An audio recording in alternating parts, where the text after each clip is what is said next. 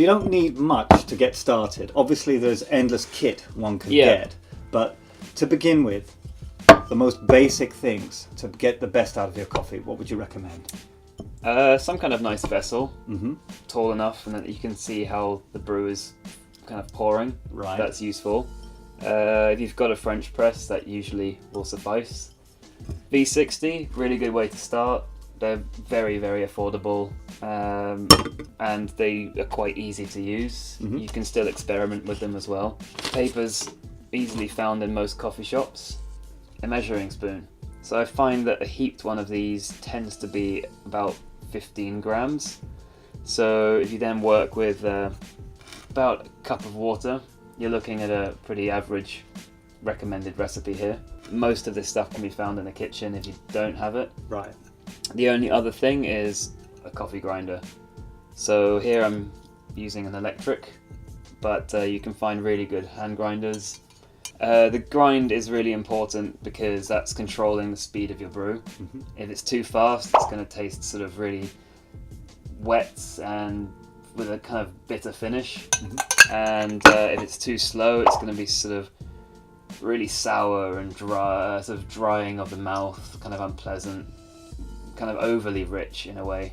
So with the grind, we can control the time, which lets us have that perfect extraction to bring out the high notes, the low notes, the body of the coffee, and really just lets us enjoy the best coffee. Excellent.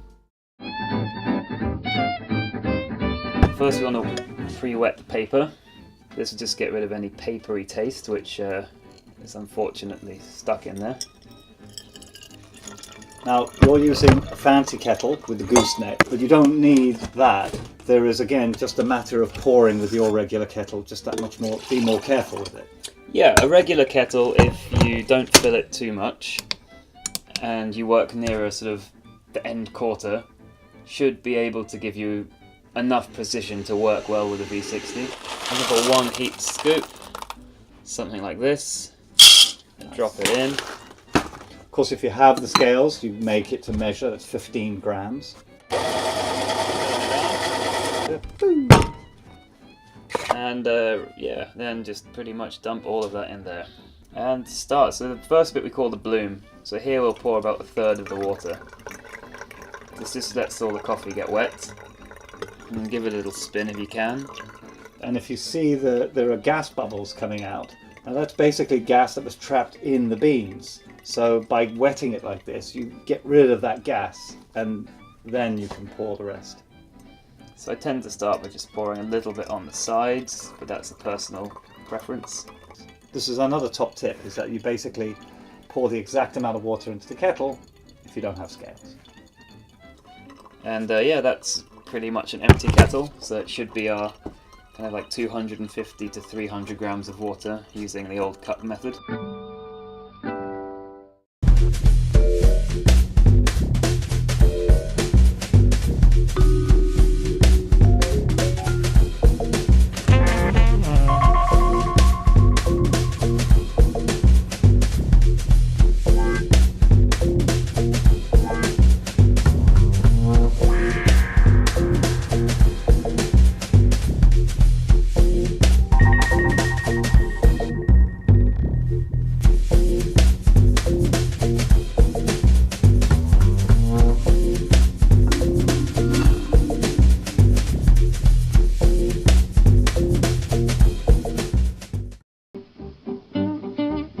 So this is Clifton's.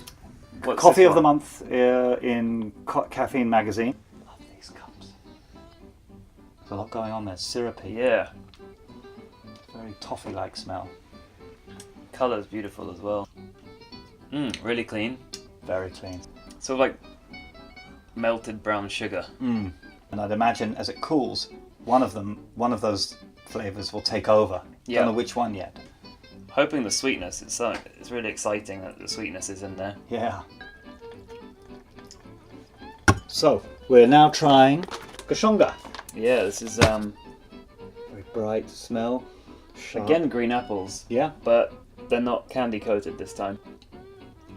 Surprisingly a lot sweeter than it smells. Yeah? Yeah, this is lovely. It's a kind of dry fruit. experience. Yeah, it's sort of like a Granny Smith apple, and it's sweeter than you think it will be. If you're into coffee and you have one coffee and a Sunday off and feel in the mood to have more than one, you can make each cup a little different, and probably by your third cup that day you'll have it perfect. So every morning when you wake up during that week, you're going to have a much better tasting coffee. Yeah. So the fun begins and the rabbit hole starts to show itself. Yeah, exactly. It's an endless pursuit. So if you follow Raf's and basically the general script when it comes to brew guides and the experts telling you brew ratios, you'll really get the best out of your coffees that way.